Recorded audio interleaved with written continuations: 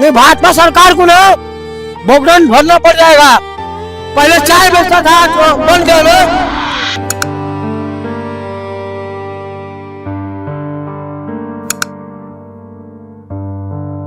हाँ दीदी, डर तो लगता है। आपकी बहन के साथ क्या हुआ है? मेरे बहन के साथ रेप हुआ है। तो जब आप न्याय की गुहार लगा रहे थे तो किस प्रकार से परिस्थितियां थी? प्रशासन जब न्याय हम गुहार लगा रहे थे, प्रशासन बॉडी पोस्टमार्टम से लेके आए, तो पोस्टमार्टम से बॉडी हमारे घर तक नहीं आई। लास्ट जब गई शमशान घाट पे, ऐसे बॉडी जल गई थी, उसी पे बॉडी उठा के डरवा दी। पहले से ही चिता में एक लाश जल रही थी, आपकी बहन की लाश जल्दबाजी में ढकेल दिया गया। सबूत मिटा रहे थे। आपने हाथरस की कहानी सुनी है? हाथरस 2.0 है ये साहब, और यूपी में ऐसा माहौल लगातार बना हुआ है। ये बताइए भैया, बॉडी हम जब निकाले सर सर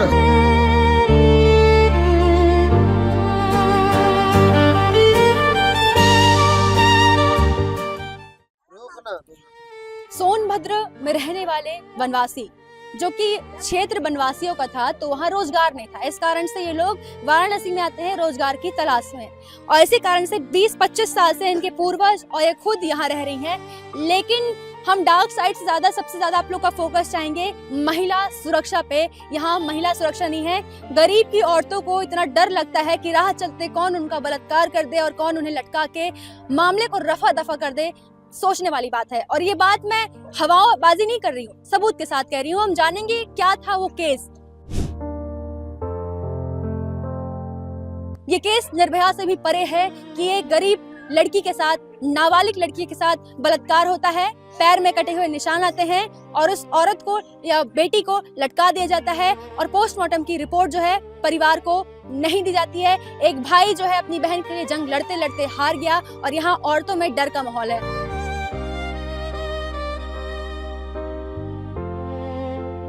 आपकी जो बहन थी वो कितने उम्र की थी? 17 साल की थी। इनके बराबर थी? आपकी मित्र थी क्या? वो जो लड़की थी आपकी दोस्त थी कि बहन थी? नहीं, मेरी बहन थी। अच्छा, डर लगता है कि कोई आके आपके साथ कुछ गलत ना कर दे? हाँ दीदी, डर तो लगता है। आपकी बहन के साथ क्या हुआ? मेरी बहन के साथ रेप हुआ है। रेप का मतलब समझती हैं आप? बलात्कार किया है, इसके साथ गलत काम किए हैं। तो जब आप न्याय की गुहार लगा रहे थे तो किस प्रकार से परिस्थितियां थी? प्रशासन जब न्याय हम गुहार लगा रहे थे, प्रशासन बॉडी पोस्टमार्टम से जब लेके आए, तो पोस्टमार्टम से बॉडी हमारे घर तक नहीं आई। आपके घर तक आपकी बहन की पार्थिव शरीर नहीं आया? नहीं आया यहाँ पे। हाँ। उधरी से उधर हम प्रशासन बोला एसो भेलपुर का एसो, भेलपुर का एसो बोला कि लकड़ी उकड़ी हम सब कर देंगे। वो बॉडी सीपुर से शमशान घाट पे ले चले गए। हमारे परिवार कोई नहीं देखे। नहीं देखे? आपकी बहन का पार्थिव शरीर हम नहीं देखे? कोई नहीं देखे, खाली हम देखे। हाँ, हम देखे, हमारे पापा देखा। जब पोस्टमार्टम, जब वहाँ लास्ट जब गई शमशान घाट पे, ऐसे बॉडी जल रही थी, उसी पे बॉडी उठा के डरवा दी। पहले से ही चिता में एक लाश जल रही थी, आपकी बहन की लाश जल्दबाजी में ढकेल दिया गया। सबूत मिटा रहे थे। आपने हाथरस की कहानी सुनी है? हाथरस 2.0 है ये साहब, और यूपी में ऐसा माहौल लगातार बना हुआ है। इस भाई के अंदर ये जो दर्द है वो झलक रहा है। मैं औरतों की सुरक्षा के बारे में और सवाल करूंगी। रात होते ही, अबुआ उनकी, रात होते ही अंधेरा छा जाता है और आसपास का माहौल बहुत ही दर्दनाक हो जाता है कि निकलने में डर लगता है। अब छोटी छोटी बच्चियां हैं, उनके साथ बलात्कार हुआ है, दुष्कर्म हुआ, तो डर लगता है? डर तो लगता है। आपने क्या देखा था? अपनी बहन की आखिरी बार चेहरा देखा था? हम लोग यहाँ बॉडी नहीं आए, नहीं किया तो हम लोग देखे कहाँ से? रिपोर्ट भी नहीं आया? नहीं। लड़ाई कैसे लड़े आप? बरसात में भीगते हुए? सही मार, बरसात में भीगते भीगते वहाँ तक भेलूपुर गए। भेलूपुर गए तो वहाँ तो भी रिपोर्ट मांगे, तो वहाँ भी करे नहीं है रिपोर्ट, जाइए।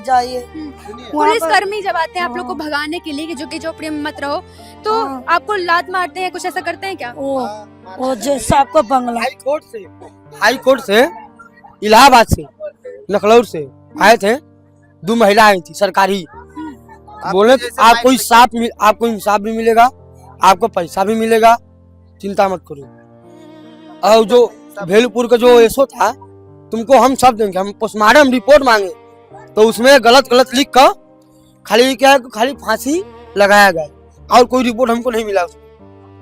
डॉक्टर भी आपको लगता है कि कुछ डॉक्टर खुद मिला था, मिला हुआ है। डॉक्टर खुद मिला था, बात ये ना, डॉक्टर मिला था। मैं महाराष्ट्र में था उस टाइम। और उस समय आप बताइए हमको, पता लगा उस समय बताइए आप, अगर उसके साथ अगर मान लो अपने से फांसी लगाई है तो पैर में कैसे कटा है, उसके पैर में कैसे उसका कटा है? आप लोग के पास फोन ना रहा होगा तो फोटो वगैरह कुछ नहीं दीदी, वो अभी तो वो दरोगा था मिला, हमसे लिखवा रहा था, मेरे भाई से, मेरा भाई से हाँ, इसके माँ के पास भेलूपुर में फोटो है। भेलूपुर जो दरोगा था तो हम लोग से लिखवा रहा था कागज में, तो हमको पढ़ने नहीं आता है।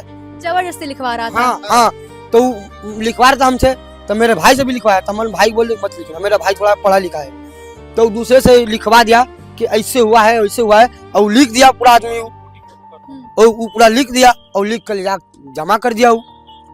मतलब कुल मिलाकर आपको बताऊं, हम ये नहीं कहते कि लोग कहते हैं ना रोहिंग्या है, बांग्लादेशी हैं, और ऐसे करके लोगों को हटा दिया जाता है, मामला रफा दफा किया जाता है। ये उत्तर प्रदेश के ही रहवासी हैं, सोनभद्र के रहवासी हैं, वनवासी हैं, इस कारण से ये शहरी इलाके में आते हैं रोजगार की तलाश में। तो क्या भारत में ऐसा कोई नियम नहीं है कि जो लोग बेरोजगार हैं, जिनके पास कमाई का साधन नहीं है, अगर वो शहर आते हैं तो उनको कोई साधन दिया जाए, काम में लगाया जाए? अभी अपनी महिलाओं को लेकर आते हैं, छोटे छोटे बच्चे को लेकर आते हैं, किसी गलत इंसान की नजर, कुनजर जो कहते हैं, उन पे पड़ती है, वो उनके साथ बड़े आसानी से दुष्कर्म कर सकते हैं, फेंक देंगे, लाश जला देंगे, हाथरस जैसा कांड कर देंगे। किसे पता चलने वाला है? किसे पता चलने वाला है कि यहाँ क्या हो रहा है? और कई बार पत्रकारों को भी बोलने से रोका जाता है, क्योंकि उनमें भी खौफ होता है कि क्या पता कल उनके साथ क्या हो। लेकिन ये सच्चाई है और सच दिखाना हमारा काम है। दो चीजें यहाँ निकल के सामने आती है, दोनों पॉइंट रखूंगी। पहला विषय है कि ये वनवासी हैं उत्तर प्रदेश के, इस कारण से शहर में रोजगार की तलाश में आए हैं, तो सामने घाट जो करके है यहाँ ये लोग रह रहे हैं। इन लोगों को देखा ना जाए, नरेंद्र मोदी जी की नजर न पड़े, इसलिए ढक दिया जाता है। दूसरी यहाँ पे आ रही महिला सुरक्षा बहुत ही बुरी है। यहाँ महिलाएं डर के भाव में रहती हैं कि जो इनकी बहन के साथ हुआ, एक लाश जो है पेड़ में लटकी हुई मिलती है और पूरी महिलाओं में डर का माहौल हो जाता है। और ये पूरा हकीकत है, वाराणसी भगवान भोलेनाथ की काशी में ये हो रहा है, जहाँ के सांसद हैं नरेंद्र मोदी, जहाँ के मुख्यमंत्री हैं योगी आदित्यनाथ। शायद आप सबकी नजर न पड़ी हो, तो मैं अपील के तौर पे कहूंगी कि आप लोग इस स्थान पर नजरें डालें, पुनः उस केस को खोलें, बात करें और इन भाई को न्याय दिलवाएं। इस भाई को न्याय चाहिए। इसकी सगी बहन थी, नाबालिग थी, जिसके साथ गलत हुआ है, और ये चीख चीख के बोल रहा है। जब परिवार असंतुष्ट है तो परिवार को तो कोई सबूत दीजिए साहब। सिपाही मारे थाने में बता दे। महिला पुलिस वाला हम लोग के मारे थे, मारे थे, वो लड़की के लिए पूछ रहे थे कि वो लड़का कहाँ है, जो लड़का कांड नहीं किया है वो लड़का कहाँ है। पुलिस वाले ने जबरदस्ती हम लोग के साथ न्याय किया था। क्या मारे थे? झापड़ मारे? हाँ, झापड़ मारे थे, हमको मारे थे, इसको एक लपड़ खींच के हमको मारे थे, पुलिस वाला मारा, बीजिया वाला। दिल दहल जाता है कि एक बेटी के साथ दुष्कर्म हुआ और उसके न्याय के लिए जब एक परिवार गया, एक बुजुर्ग औरत जाती है, तो वहाँ के प्रशासनिक लोगों के द्वारा जोरदार तमाचा इनके गाल में जड़ा जाता है। तमाचा ना इनके गाल पे नहीं, बल्कि प्रशासन के स्वाभिमान पे था। नरेंद्र मोदी के संसदीय क्षेत्र पे अगर हुआ है तो क्या ये तमाचे की गूंज उनके कानों तक पहुँचनी चाहिए या नहीं पहुँचनी चाहिए? ये सवाल है, महिलाओं की ओर से मैं सवाल आपसे पूछ रही हूँ, बहुत आवश्यक है। ये हाथरस 2.0 है जिसमें वाराणसी काशी में हुआ है, और नजर पड़नी चाहिए प्रशासन की, सरकार की। और हम चाहेंगे कि ये केस की फाइल दोबारा खोली जाए, परतें खोली जाए और जो हकीकत है वो आए। और भारत में आवश्यकता है रोजगार की, भारत में आवश्यकता है वनवासियों को ऐसी जगह पे बसाया जाए जहां उनको रोजगार मिले और सरकार इनको समर्थन दे, तो ये चोरी चिहारी न करें, बल्कि एक नियम की तरह चले और हमारा भारत देश विकसित हो, नॉलेजेबल हो, अच्छा हो और महिला सुरक्षा में आगे बढ़े। विकसित भारत ऐसे नहीं बन जाता कागजों में लिखने में, विकसित भारत बनता है हकीकत में काम करने में। यही मेरा संदेश है।